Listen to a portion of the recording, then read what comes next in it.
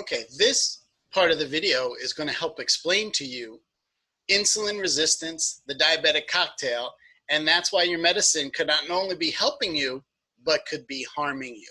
When we eat, our pancreas secretes insulin. It's supposed to do that. There are some people who are type 1 diabetics, their pancreas does not secrete insulin. This is not what we're talking about. You eat, the insulin attaches to the glucose, this molecule right here. This molecule needs to get inside of the cell to create something called ATP, adenosine triphosphate. Don't worry about that, just think energy. So this molecule gets into the cell, it creates energy, and if you're not diabetic, you just move about your day because it's not a problem.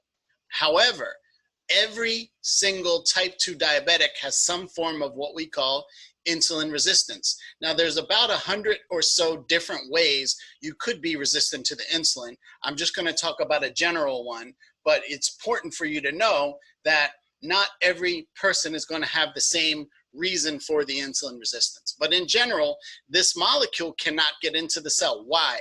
Because the receptor sites are resistant to the insulin. Just think about it like you had a key, but you had a key, it was not the right lock. So even though you have a key, you can't get in because it's the wrong receptor, okay? So this molecule can't get in because of the insulin resistance. And so it's kind of like going into any major big city Monday through Friday at about 9 in the morning. There's a lot of cars, a lot of traffic, so it creates a backup. So this molecule backs back up into the artery. So when you take your blood sugar, if the glucose is more in the artery, then your blood sugar is gonna be higher. That's blood sugar. That's 1/3 of the diabetic cocktail. The second part, your artery, think of it like a tunnel, and a tunnel that has liquid. So in the artery, its blood is the liquid. So if there's a bunch more gunk in the tunnel, is it going to take more or less pressure to push the liquid through? More. So more pressure, high blood pressure, second part of the diabetic cocktail. Third part of the diabetic cocktail. When this molecule remains in the artery for too long, it will turn into two things, cholesterol and fat. Forget about the fat for a second, but the cholesterol, if your cholesterol gets too high, what are they going to give you? A statin to decrease your cholesterol. So that's why these three medications, almost every single diabetic has been prescribed and or are taking them.